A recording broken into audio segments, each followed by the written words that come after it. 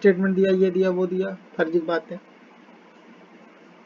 हमारा कहने का मतलब ये है, सेक्शन 162 सीआरपीसी ये कहता है, अगर कोई भी स्टेटमेंट पुलिस इन्वेस्टिगेशन के समय लेती है तो वो विटनेस से साइन नहीं कराएगी, ठीक है।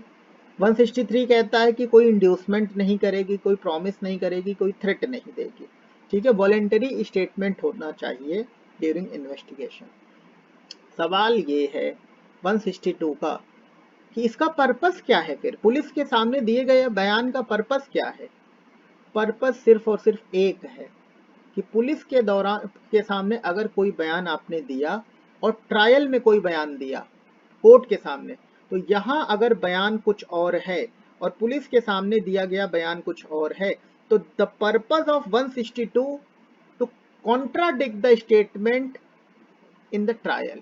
ट्रायल के दौरान दिए गए बयान से कॉन्ट्राडिक्ट कर रहा है पुलिस के सामने दिया गया बयान, इसके लिए बस लिमिटेड पर्पस है। We can only use the testimony and the statement made by the witness during the police investigation can be used for the contradiction when the trial commences.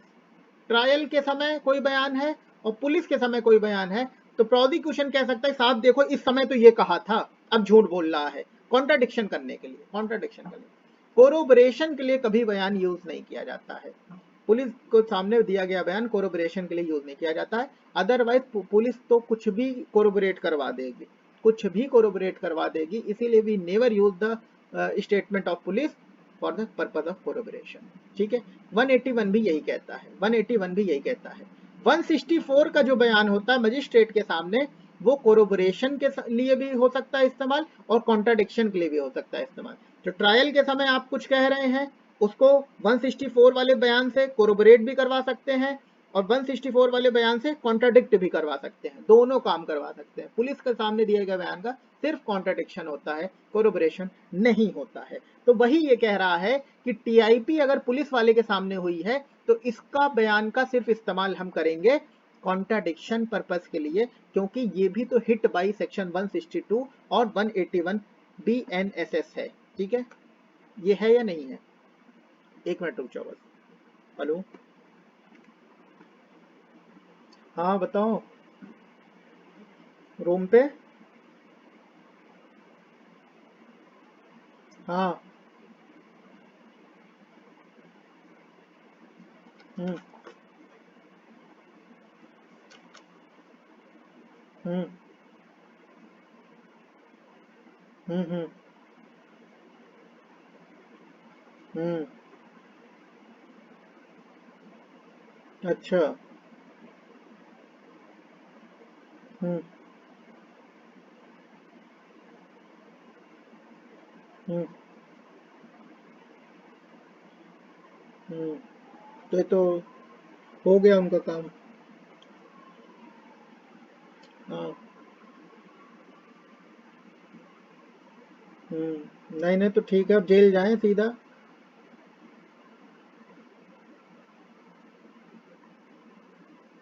नहीं नहीं, तो उसके पास तो मेरा नंबर है ही है ना, जो अधिकारी है।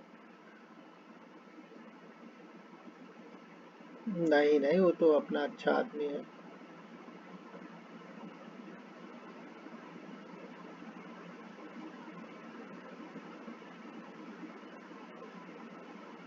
हम्म।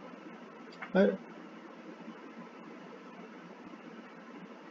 लेटर में नाम लिख के गया था तो तुरंत इनको बुला लिए थे।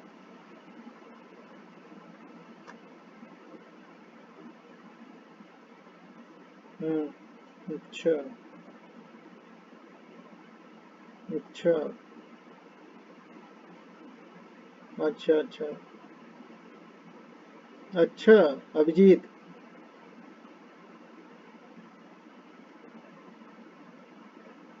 अच्छा। अभी बताइए, एफआईआर तक नहीं हो रही थी तब। हम्म, चलो ठीक है। नहीं नहीं, ठीक है। अरे ठीक है, इसी सब लिख का लिए आदमी अपना है, आदमी कह दिया, क्या दिक्कत है।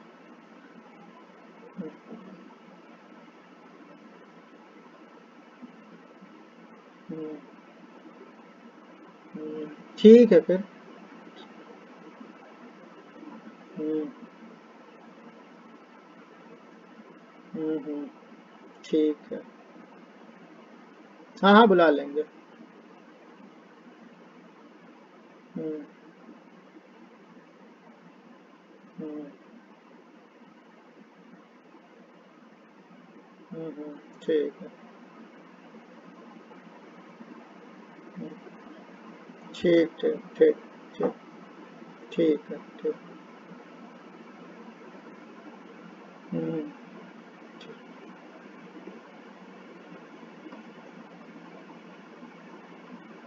ठीक है ठीक ठीक। तो जो 162 का बयान होता है वो कंट्राडिक्शन के लिए होता है, और 164 का बयान कोरोबोरेशन और कंट्राडिक्शन दोनों के लिए इस्तेमाल होता है। तो टीआईपी अगर पुलिस द्वारा की जा रही है तो उसका पर्पस क्या है? सिर्फ और सिर्फ कॉन्ट्राडिक्शन है। ठीक है, बात समझ में आई? बोलो हाँ या ना। क्लियर हो गई ये बात? हाँ, ठीक है। और ये सब्सटेंटिव पीस ऑफ एविडेंस या जो भी एविडेंस एडमिसेबल तब होगा जब उस पर्टिकुलर विटनेस का क्या हो जाएगा, वो क्रॉस एग्जामिनेशन हो जाएगा। अदरवाइज क्रॉस एग्जामिनेशन नहीं होगा तब तक इसका कोई मायने नहीं है। ठीक है। और टीआईपी हर केस में जरूरी नहीं है, मैंडेटरी है। हो सकता है किसी पर्टिकुलर केस में टीआईपी जरूरी है, किसी पर्टिकुलर केस में टीआईपी जरूरी नहीं है। ठीक है, ये बात क्लियर है? बोलो हाँ या ना।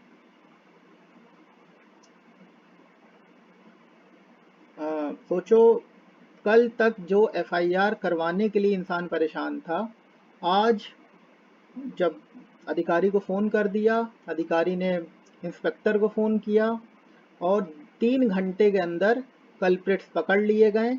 अभी फ़ोन आया थाने से कि तीनों लोग पकड़े गए हैं, और जिनको मैंने भेजा था वो उनकी शिनाख्त करने गए हैं। अब वो लोग गिड़गिड़ा रहे हैं कि साहब कंप्लेंट वापस ले लो, हमारी ज़िंदगी ख़राब हो जाएगी, और 3 घंटे में पकड़े गए।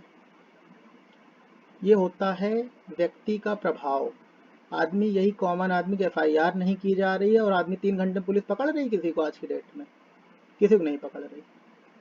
और मौके पे एडीसीपी बैठा हुआ है और पूछ रहा है कि अब इनको क्या करना है। मतलब जो भी रिलेवेंट कार्रवाई हो उसको कार्रवाई करके प्रेषित करा जाए, जेल भेजा जाए, और क्या किया जाए। ये तो होती है आज की डेट में प्रभाव की मर्यादा। इसीलिए मैं कहता हूँ पढ़ाई लिखाई बहुत ज़रूरी है, बहुत ज़रूरी है। कल भी आपको समझाया था, और आज अपडेट 3 घंटे में कल्प्रिट पकड़ लिए। तो ये पुलिस कितनी ताकतवर होती है, पुलिस को सब पता होता है। पुलिस न्यू एवरीथिंग, कहाँ क्या हो रहा है सब कुछ पता होता है। बस वही बात है कि किसका अप्रोच है। अपने से काम बहुत कम होते हैं। अच्छे लोग हैं पुलिस विभाग में भी, ऐसा नहीं है, लेकिन अब वो टॉर्च लेके ढूंढना पड़ता है अच्छे लोग कहाँ हैं। ठीक है, अगला केस लिखो।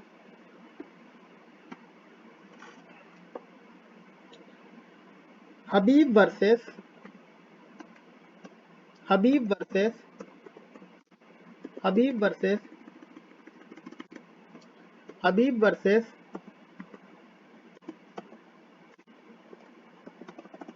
H HABIB, Habib versus state of Bombay 1972। HABIB, Habib versus state of Bombay. इसमें लिखो, बहुत इंपॉर्टेंट केस है, इसमें लिखो, TIP is a weak sort of evidence. TIP is a weak sort of evidence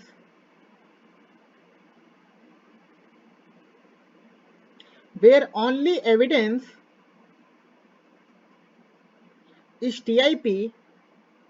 TIP is a weak sort of evidence where only evidence is TIP।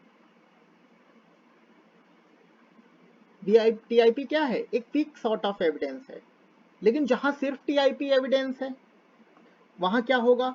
Where only evidence is TIP, as a rule of prudence, as a rule of prudence and caution, as a rule of prudence and caution, and as a rule of prudence and caution, it should not be considered, it should not be considered, it should not be considered as a rule of prudence and caution, it should not be considered sufficient to justify the conviction. Shunya Mahajan, I hope your yesterday's question was answered in this particular Habib versus State of Bombay case. TIP is a weak sort of evidence. Where only evidence is TIP, as a rule of prudence and caution, it should not be considered sufficient to justify the conviction. Full stop. TIP held at instance of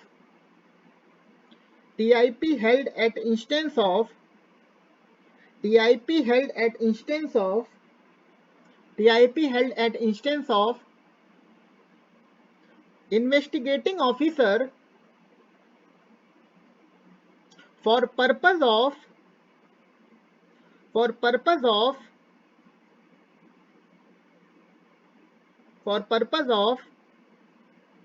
enabling the witness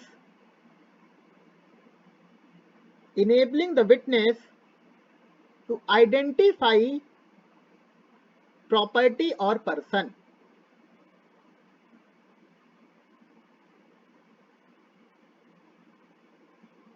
Identify person. Purpose of enabling the witness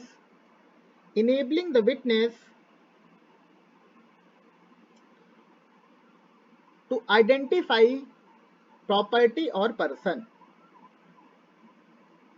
sir ये कौन सा है case का? 1972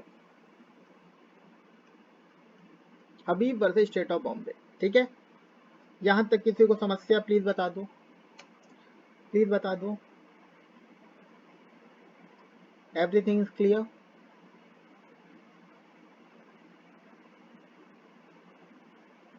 अब लिखो explanatory facts. अगली heading explanatory facts.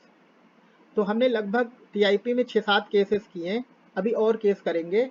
एक तो हमने देखा मुरारी लाल वाला, एक हमने देखा राजेश गोविंद जोगेश वाला, एक हमने आशा वाला देखा, एक हमने उत्तर प्रदेश वाला जो केस था, क्या नाम था उसका, जादूनाथ वाला केस देखा, फिर हमने हबीब वाला केस देखा. ठीक है, फिर हमने हबीब वाला केस देखा. तो अब एक्सप्लेनेटरी फैक्ट हेडिंग डालो. Explanatory fact. हेलो, हाँ,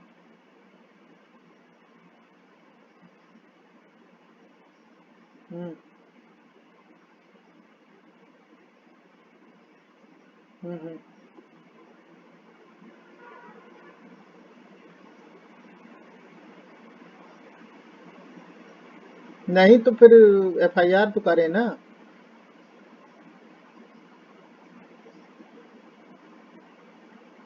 अच्छा,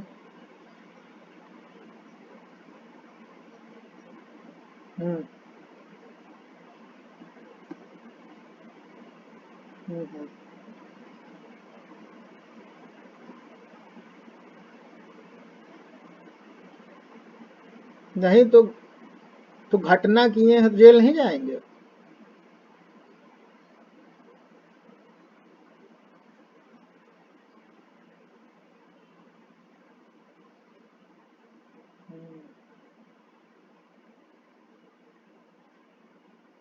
चलो फिर कोई बात नहीं. ठीक है.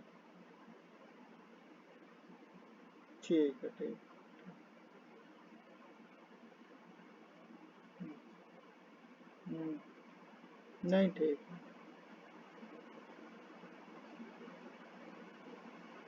अरे एहसान वाली क्या बात है.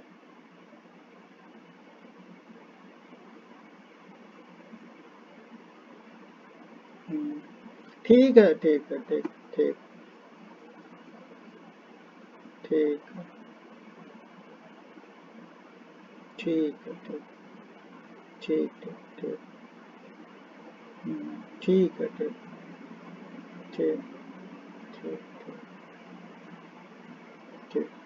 है. तो एक्सप्लेनेटरी फैक्ट पे आ जाते हैं. अब एक जरा इलस्ट्रेशन पढ़िए आप. इलस्ट्रेशन नंबर ई पढ़ो. दिव्यानी इलस्ट्रेशन नंबर ई पढ़ो बच्चे, इलस्ट्रेशन नंबर ई पढ़ो, पेज नंबर 15 पे।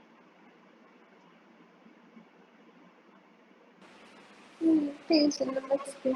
A, accused of theft, is seen to give the stolen property to B, who is seen to give it to A's wife. B says, as he delivers it, A says, you are to hide this. B's statement is relevant as explanatory of a fact which is part of the transaction. अब देखो कितना बढ़िया illustration ये है, कह रहा है कि ए जो है एक्यूज्ड है थेफ्ट का, A is the accused of theft, is seen to give the stolen property to B, A के ऊपर आरोप है कि उसने चोरी किया और ए ने चोरी की गई संपत्ति को बी को दिया, ठीक है। B who is seen to give to his wife, B ने जो ए द्वारा दी गई थेफ्ट की संपत्ति थी, प्रॉपर्टी थी, उसको ए की पत्नी को दिया। ये कहते हुए B says as he delivers it, जब वो दे रहा था ए की वाइफ को दे रहा था, तो कहा कि A says you are to hide this, कि आपके पति परमेश्वर ने ये कहा है कि इसको छिपा लीजिए। तो B's statement is relevant as explanatory of the fact which is part of the transaction. तो बी ने जो ये स्टेटमेंट दिया उसकी वाइफ को कि इसको छिपा लो, तो क्या ये इस बात की ओर इशारा नहीं कर रहा, एक्सप्लेन नहीं कर रहा कि ए ने चोरी की थी? बोलो हाँ या ना। इस ओर इशारा कर रहा नहीं कर रहा? This is explanatory fact. Am I clear till now? ये इलस्ट्रेशन क्लियर हुआ? बहुत महत्वपूर्ण इलस्ट्रेशन है ये। शून्यम तुमको समझ में नहीं आया? प्रियंका, जरूरी थोड़ी होगा कि अगर उसने कहा है छुपाने को तो वो चोरी का ही होगा। एक रिलेवेंट फैक्ट तो है, मैंने ये तो नहीं कहा कंक्लूसिव है। क्या ये कंक्लूसिव फैक्ट मैं कह रहा हूं क्या? एक रिलेवेंट फैक्ट तो है ही ना कि ऐसा कहा है तो कुछ तो मामला है। क्या कहना चाहती दिव्यानी? मैं ये कह रही हूँ कि हाँ, आपने नहीं कहा कि कंक्लूसिव है, आपने कहा रिलेवेंट है। मैंने तो रिलेवेंट कहा है ना, कि जैसे मैं मान लीजिए मेरे ऊपर चोरी का आरोप है, मैंने कोई संपत्ति शून्यम महाजन को दे दिया और मैंने ये कहा मेरी जाके मम्मी को दे देना, ठीक है। अब तुम ये मम्मी को देते समय ये कह रही हो कि आंटी इसको छिपा लीजिएगा, उन्होंने कहा है, तो कुछ दाल में काला नहीं दिख रहा है। हम ये थोड़ी कह रहे कि मेरे ऊपर चोरी सिद्ध ही हो जा रही है, कंक्लूसिव थोड़ी बता रहा हूँ, रिलेवेंट बता रहा हूँ मैं तो, क्योंकि ये एक्सप्लेन कर रहा है कुछ। दिस जो स्टेटमेंट मेरा है, जो मैंने तुमसे कहा कि जो तुमने मम्मी से कहा, वो एक्सप्लेन कर रहा है किस चीज को? ट्रांजैक्शन को एक्सप्लेन कर रहा है कि चोरी हो सकता है इसी आदमी ने की हो, जो ट्रांजैक्शन को एक्सप्लेन कर रहा है, ठीक है, ट्रांजैक्शन को एक्सप्लेन कर रहा है, ठीक। अभी भी किसी को कंफ्यूजन है तो प्लीज बता दो, दोबारा समझा दूं। क्योंकि बी ने जो डिलीवर किया उसकी वाइफ को ये कहते हुए कि छिपा लो इसको, क्योंकि ए ने ऐसा कहा है, ये ट्रांजैक्शन को क्या कर रहा है? एक्सप्लेन कर रहा है, ठीक है। बोलो हाँ या ना, समझ में आई? अब इलस्ट्रेशन पढ़ो एफ, इलस्ट्रेशन एफ पढ़ो जरा ब्रीना, इलस्ट्रेशन एफ पढ़ो। A is tried for a riot and is proved to have marched at the head of a mob. The cries of the mob are relevant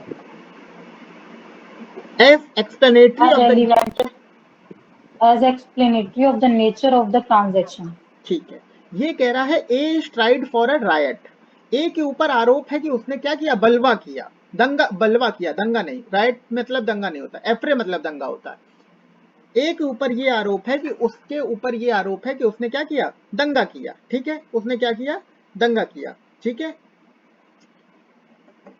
and is proved to have march at the head of mob, और riot के दौरान ए भाग रहा था भीड़ की ओर, और भीड़ उस समय चिल्ला रही थी। तो भीड़ का चिल्लाना क्या इस बात को एक्सप्लेन नहीं कर रहा है कि उनके ऊपर कोई थ्रेट था? ट्रांजैक्शन को एक्सप्लेन नहीं कर रहा है, रेलेवेंट नहीं है। मुझे लगता है रेलेवेंट, चिल्ला इसीलिए रहे थे ना क्योंकि वो भीड़ उनके पीछे राइट करते हुए वो आदमी दौड़ाया हुआ था, तो एक्सप्लेन कर रहा है इस चीज को, ठीक है। बोलो हाँ या ना, ये बात समझ में आई? प्लीज बता दो।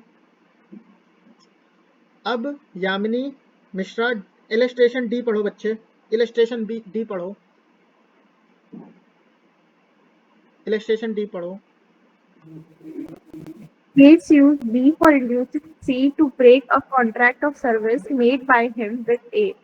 C on leaving A's service says to A, I am leaving you because B has made me a better offer. This statement is a relevant fact as explanatory of C's conduct which is relevant as a fact in issue. कहने का मतलब ये है कि ए ने B को sue किया for inducing C to break a contract of service made by him with A. A ने बी को सू किया फॉर इंड्यूसिंग सी, कि बी ने सी को इंड्यूस किया कि ए और सी के बीच में जो कॉन्ट्रैक्ट था उसको तोड़ दो। पहली लाइन समझ में आया? मतलब A sues B for inducing C to break a contract of service made by him with A. C on leaving A service. अब A और C जब कॉन्ट्रैक्ट से बाहर जा रहे हैं तो C ये कहते हुए जा रहा है A को बाहर कि B had made a better option to me. That C on leaving A service says to A, I am leaving you because B has made me a better offer. This statement is relevant as explanatory of C's conduct, which is relevant in fact and issue. कि break of contract जो हुआ है, जो ये सी कहते हुए जा रहा है कि बी ने मुझको अच्छा ऑफर दिया है, ये इस ओर इशारा कर रहा है, एक्सप्लेनेशन दे रहा है कि यस बी ने इंड्यूस किया है सी को, तभी उसने तोड़ा है कॉन्ट्रैक्ट, है कि नहीं? ये खेल समझ में आया? ये ठीक वैसा ही है कि मैंने शून्यम महाजन से कहा, मेरे और शून्यम महाजन के बीच, मैंने शून्यम महाजन के ऊपर एक केस किया कि मेरे और दिव्यानी के बीच एक कॉन्ट्रैक्ट था, शून्यम महाजन ने दिव्यानी को और बेहतर दे दिया ऑफर। अब दिव्यानी जब मुझको छोड़ के जा रही है तो ये कहते हुए जा रही है कि शून्यम महाजन ने मुझको ज्यादा बेहतर क्या दिया है, ऑफर दिया है। तो यहाँ जो दिव्यानी का ये स्टेटमेंट है कि शून्यम ने ज्यादा बेहतर ऑप्शन दिया है, तो ये इस ओर ट्रांजेक्शन की ओर एक्सप्लेनेशन दे रहा है कि यस ब्रेक ऑफ कॉन्ट्रैक्ट हुआ है शून्य महाजन की वजह से, इंड्यूसमेंट हुआ है। ये एक्सप्लेनेशन रेलेवेंट है, तो डी में कॉन्ट्रैक्ट हो गया, टूट गया। ई में चोरी किया हुआ संपत्ति वाइफ को देते समय कहा कि छिपा देना, और जी एफ में हमारा यही था कि मॉब का चिल्लाना, रोना इस ओर इशारा करता है कि yes there is a certain kind of riot is going on, जिसमें कि वो ए दौड़ा रहा था। ठीक है, ए दौड़ा रहा था। क्लियर हो गई बात? बोलो हाँ या ना। ठीक है, ये प्लीज। तो हमारा सी भी इलस्ट्रेशन हो गया, कल हमारा सी इलस्ट्रेशन हो गया था जिसमें शून्य महाजन का मौके से भाग जाना ये कहते हुए कि मेरी अर्जेंट मीटिंग थी, इमरजेंसी मीटिंग थी, वो रिबटिंग फैक्ट था। डी एक्सप्लेनेटरी फैक्ट है, ई एक्सप्लेनेटरी फैक्ट है, और एफ भी एक्सप्लेनेटरी फैक्ट है। ठीक है, यहां तक समझ में आई? प्लीज बता दो एक बार, यहां तक समझ में आई? अब जरा एक केस, एक चीज, थोड़ी एक पैराग्राफ लिखो, फिर मैं तुमको एक चीज बताता हूँ बहुत इंपॉर्टेंट। एक पैराग्राफ लिखो, एक्सप्लेनेटरी फैक्ट हेडिंग डाल लिया, एक्सप्लेनेटरी फैक्ट हेडिंग डाल लिया, उसमें लिखो evidence of explanatory fact, evidence of explanatory facts explains and illustrates, evidence of explanatory facts explains and illustrates relevant fact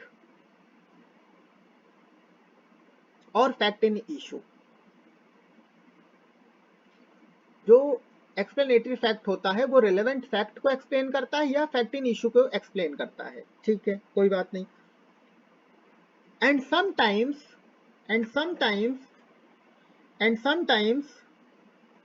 sir relevant fact and fact in issue, और fact in issue,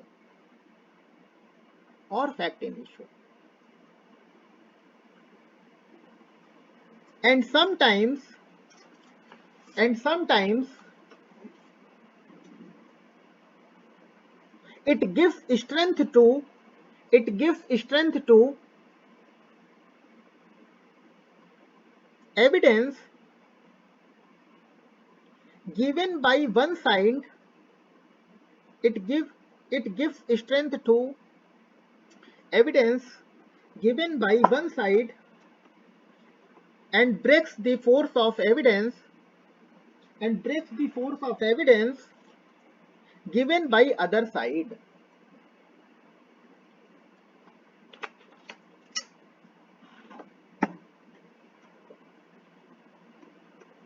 इसका क्या मतलब हुआ कि मान लो ए कह रहा नहीं नहीं मैंने साहब चोरी नहीं किया, अदर साइड की स्टोरी ये है कि चोरी नहीं किया, लेकिन जब ये एक्सप्लेनेटरी फैक्ट आ गया तो ये कहीं ना कहीं ए का वर्जन डाइल्यूट कर रहा है, ब्रेक कर रहा है।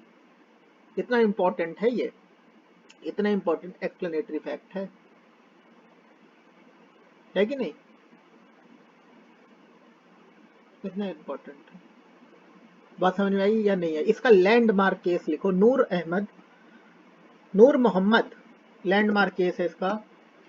नूर मोहम्मद, ये जरूर लिख के आना पेपर में कि क्या हो रहा है, ये लिख क्यों नहीं रहा इसमें। नूर मोहम्मद लिखो, ऐसे लिख लो, नूर मोहम्मद, NOOR नूर मोहम्मद, MOHD मोहम्मद, पूरा लिख लेना अपने से। नूर मोहम्मद वर्सेस एम्परर, नूर मोहम्मद वर्सेस एम्परर, नूर मोहम्मद वर्सेस एम्परर, नूर मोहम्मद वर्सेस एम्परर।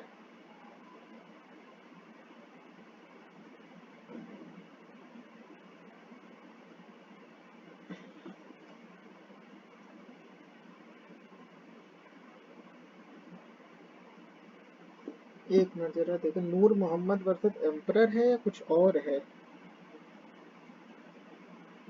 क्योंकि यहाँ पे स्टेट ऑफ कर्नाटका लिखा हुआ है।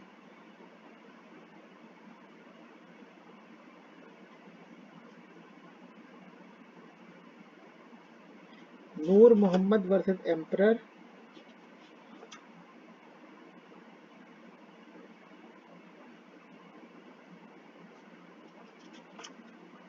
हाँ, नूर मोहम्मद वर्सेस एम्परर 1944, नूर मोहम्मद वर्सेस एम्परर 1944, नूर मोहम्मद वर्सेस एम्परर 1944।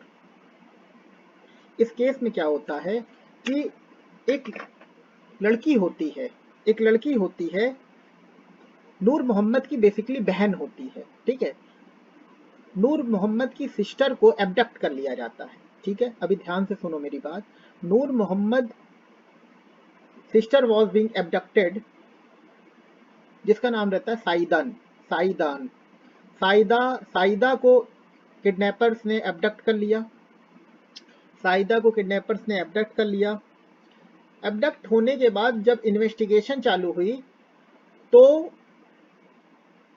पुलिस वालों ने साइदा को पुलिस स्टेशन ले गए कि चलो शिनाख्त करो कि तुम्हें किसने एब्डक्ट किया था। अब साइदा जब पुलिस स्टेशन में जा रही थी तो नूर मोहम्मद की बहन नहीं थी, नूर मोहम्मद एक्यूज्ड है। साइदा नाम की एक लड़की थी जिसको एब्डक्ट किया गया, अपहरण किया गया।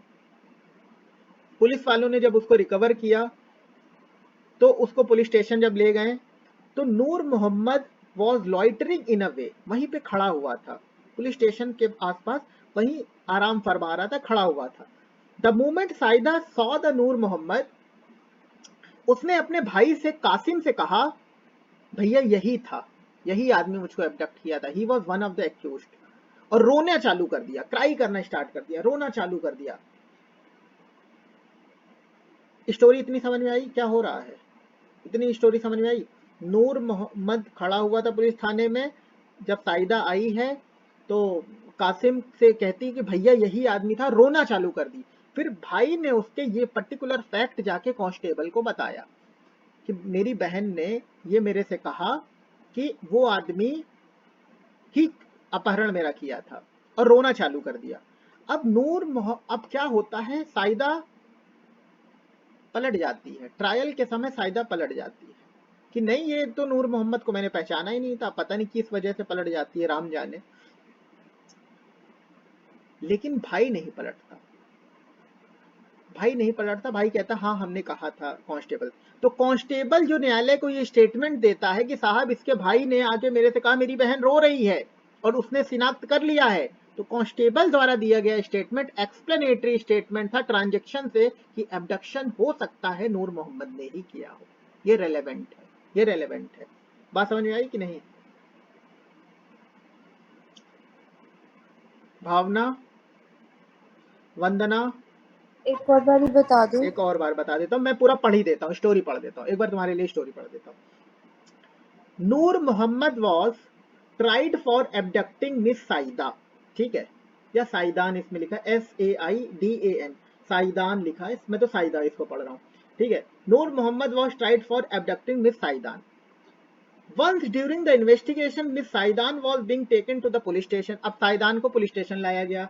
Noor Mohammad was loitering in a way, वहां खड़ा होकर आराम फरमा रहा था। On seeing Noor Mohammad, Miss Saida at once cried out to her brother Kasim that this man was one of the her abductor. अब रोने लगी, जैसे ही नूर मोहम्मद को उठाने में देखा साइदा रोने लगी, साइदा रोने लगी और अपने भाई कासिम से कहा कि भैया यही जो है भाईजान यही था, एक one of the abductor. Kasim told the head constable, Kasim ने हेड कांस्टेबल, अब उसका भाई हेड कांस्टेबल के पास जा रहा है। Kasim told the head constable who was with them and the head constable forthwith arrested him, और हेड कांस्टेबल ने तुरंत नूर मोहम्मद को गिरफ्तार कर लिया। When the trial proceeded, Miss Saidan was won over by the accused and she did not implicate Noor Mohammed nor anybody else. अब नूर मोहम्मद जो, अब ये साइदा पलट गई, अब साइदान पलट गई कि नहीं नहीं मेरे तो नूर मोहम्मद या किसी ने एबडक्शन ही नहीं किया था। The prosecution wanted to produce Qasim, the brother of Miss Saidan, to depose that at a time when Miss Saidan was being taken to the police station, seeing Noor Mohammed, she had cried of her own accord that he was one of her abductor. It was held that the statement made by Qasim that Miss Saidan denounced Noor Mohammed as one of the abductor was admissible as explaining the circumstances of Noor Mohammed's arrest and also for the purpose of establishing his identity. मतलब अब कासिम वहां थाने के आसपास खड़ा था, जैसे ही नूर मोहम्मद वहां आसपास खड़ा था पुलिस स्टेशन के पास, जैसे ही साइदा ने देखा वो रोने लगी और कासिम को जाके बता दी। कासिम को जब ये बताया तो कासिम ने हेड कांस्टेबल को बता दिया। हेड कांस्टेबल ने कासिम द्वारा दिए गए स्टेटमेंट को मद्देनजर रखते हुए नूर मोहम्मद का अरेस्ट कर लिया।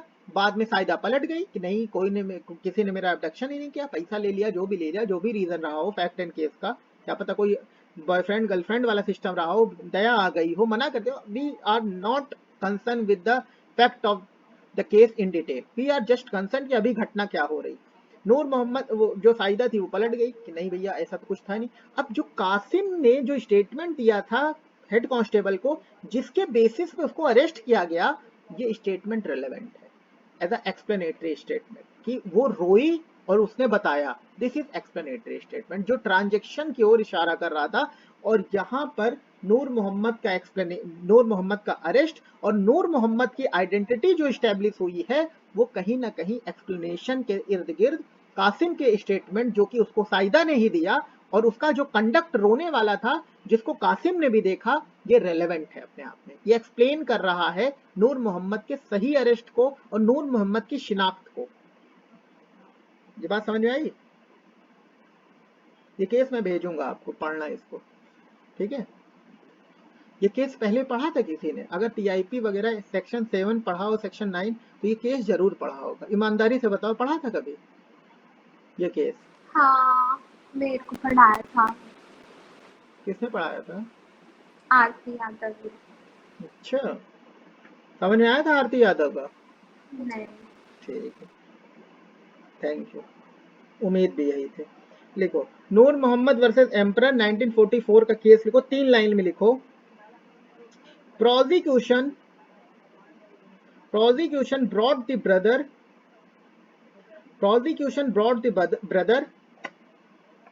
to depose that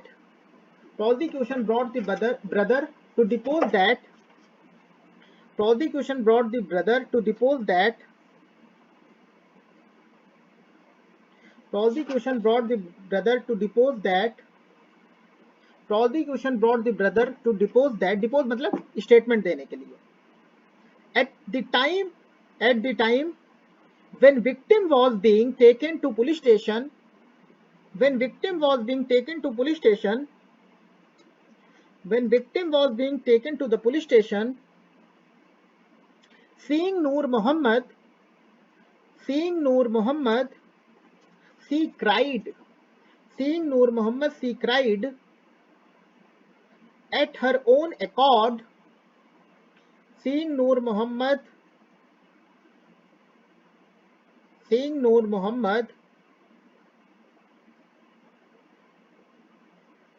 she cried at her own accord that he was one of the abductors.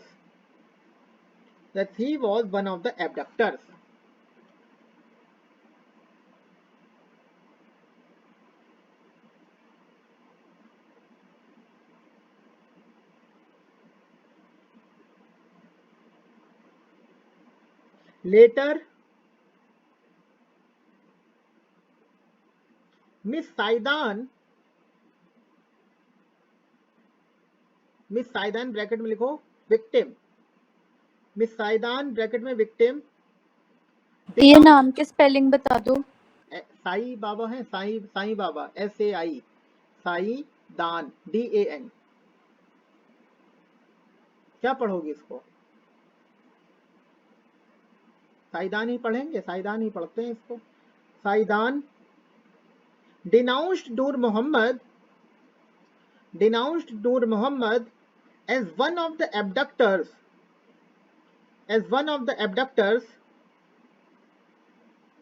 क्या लिखा इस वाली लाइन में, जरा फिर बताना क्या लिखा। He was one of the abductors. Later, Miss Saidan, victim, denounced Noor Muhammad as one of the abductors. Was admissible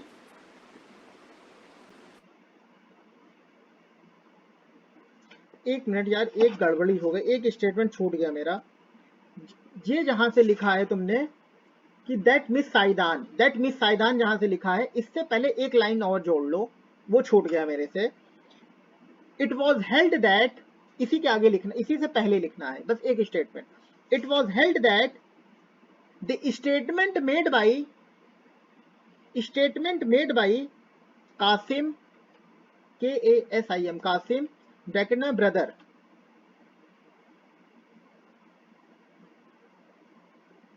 that Miss Saidan denounced Noor Muhammad as one of the abductors। अब continue हो जाएगा, ठीक है। As one of the abductors was admissible as explaining the circumstances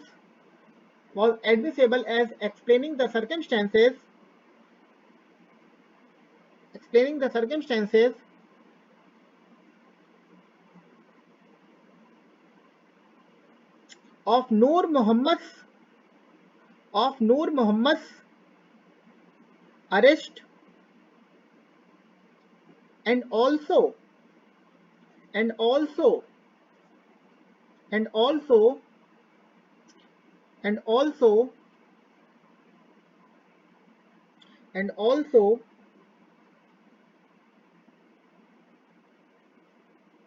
for the purpose of जिसका छूट गया मैंने group में डाल दिया, देख लेगा, ठीक है। For the purpose of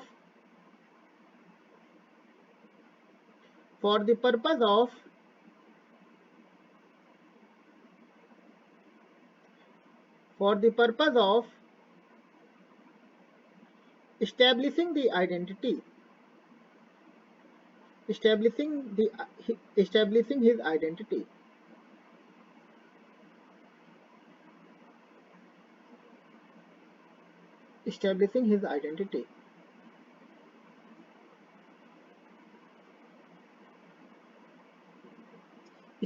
his identity,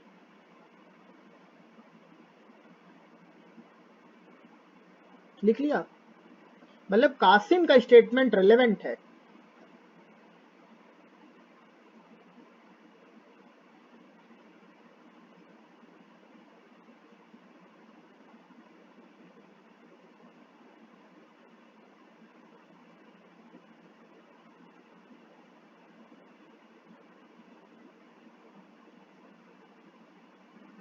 लिख लिया ये, चलें आगे।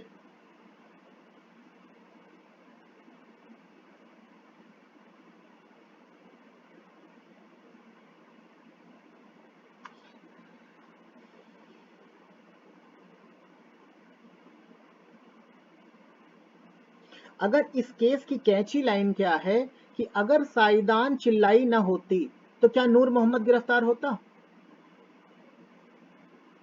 अगर साइदान चिल्लाई ना होती, क्राई ना की होती कि भैया यही एक था भाईजान, तो क्या नूर मोहम्मद गिरफ्तार होता? इसका मतलब साइदान का चिल्लाना इस बात की ओर एक्सप्लेनेशन देता है कि ट्रांजैक्शन जो एबडक्शन का था वो नूर मोहम्मद ने किया था। तो ये स्टेटमेंट क्या है? रेलेवेंट है। ठीक है, ये स्टेटमेंट क्या है? रेलेवेंट है।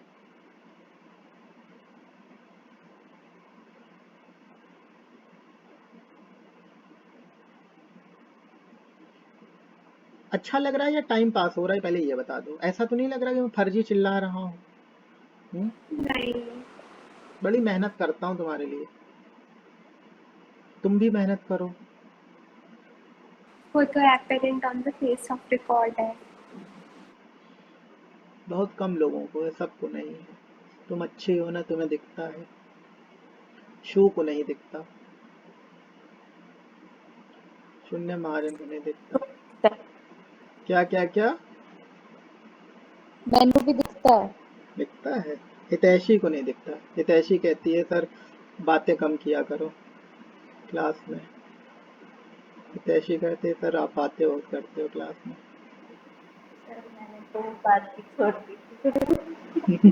हाँ, वो तो हम बोलेंगे भाई, जब तक हमसे जुड़ी हो तो हम भी रिलेवेंट मानेंगे। हाँ, एक दिन हमने बातें क्या कर ली, आपने हमारे लिए कह दिया बातें करती हो। एक एक केस लिखो, रहन लालू रहन लालू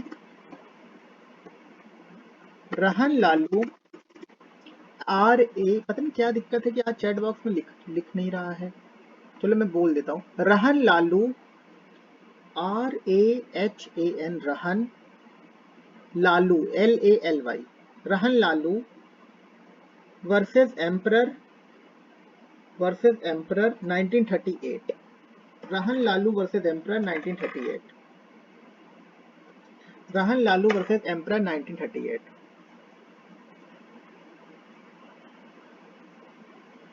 रहन लालू वर्सेस एम्परर 1938।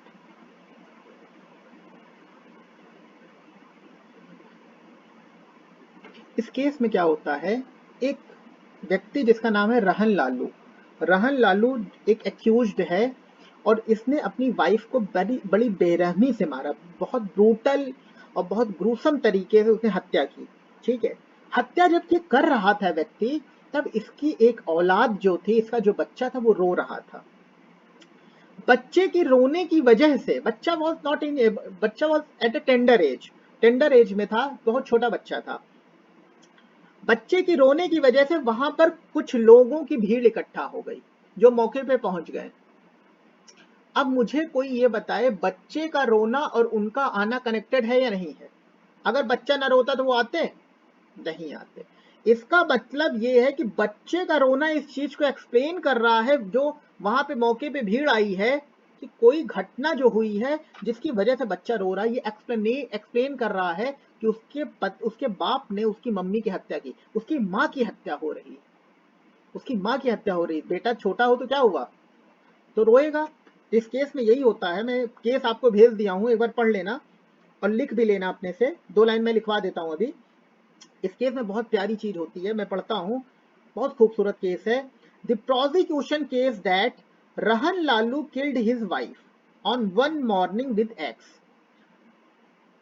कुल्हाड़ी से एक सुबह के समय पे रहन लालू ने अपनी वाइफ की पत्नी की हत्या की। Their son a child of 5 years means tender age का बच्चा है, छोटा बच्चा है। Their son a child of 5 years was besides them, उसके पास ही बैठा था। He made a cry and his cry attracted the witnesses who found Rahan with an axe in his hand and his deceased wife near him. जब बच्चा चिल्लाया तो वहां मौके पे गांव की भीड़ आ गई, और गांव की जब भीड़ आई तो उन्होंने देखा कि रहन लालू के हाथ में कुल्हाड़ी है और उसके बगल में वाइफ की डेड बॉडी पड़ी है। The child's evidence was not recorded, बच्चे का एविडेंस रिकॉर्ड में नहीं आया। The witness deposed as to what the child had said and upon that they reached. अब विटनेसेस ये कह रहे हैं कि साहब जब बच्चा रोया था, इसी की वजह से हम मौके पे जब पहुंचे तो हमने हाथ में रहन लालू की कुल्हाड़ी देखा और हत्यारी वो जो विक्टिम थी उसकी डेड बॉडी देखा। It was held that the witnesses could speak to the nature of cry and even to what the child said so far as it explains their conduct.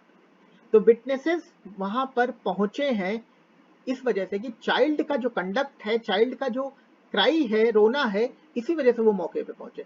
उसी ने इस ओर ट्रांजेक्शन की ओर इशारा किया कि रहन लालू के हाथ में कुल्हाड़ी है और कुल्हाड़ी के साथ डेड बॉडी पड़ी हुई है, तो ये एक्सप्लेन कर रहा है कि इसका हत्यारा कौन है।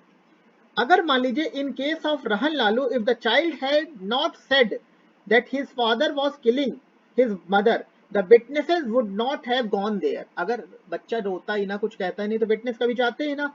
सो the cry and the words of child explains as to why the witnesses went there. Witnesses का वहां क्यों गया एक्सप्लेन करता है कि बच्चा रोया क्योंकि उसकी मां मर रही थी। Everything is connected, explains each other. In a similar manner, Noor Muhammad case, accused would not have identified by constable, nor had been arrested if Miss Saidan had not said that he was one of the abductor. तो उसको पकड़ ही नहीं पाते, उसको पकड़ ही ना पाते, फिर कैसे पकड़ते बताओ, फिर कैसे पकड़ते? हाँ, तो रहन लालू वर्सेस एम्परर 1938 के केस में लिखिए कि witness statement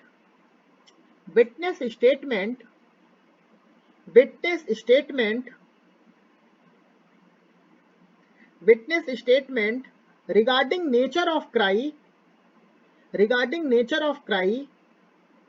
witness statement regarding nature of cry and what child said to them is relevant as explanatory fact under section 7 BSA oblique section 9 Indian Evidence Act. Sir repeat कर दो, कुछ फिर से नहीं समझ आ। एक मिनट फिर से कर देते हैं। कहाँ तक लिखा आपने? कुछ भी नहीं लिखा। Child said to them is relevant as explanatory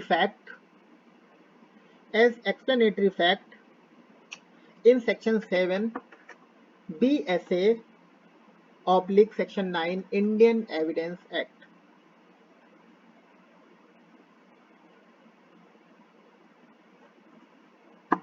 अब हेडिंग डालो इंट्रोडक्टरी फैक्ट। इसको पढ़ाएंगे कल, ठीक है?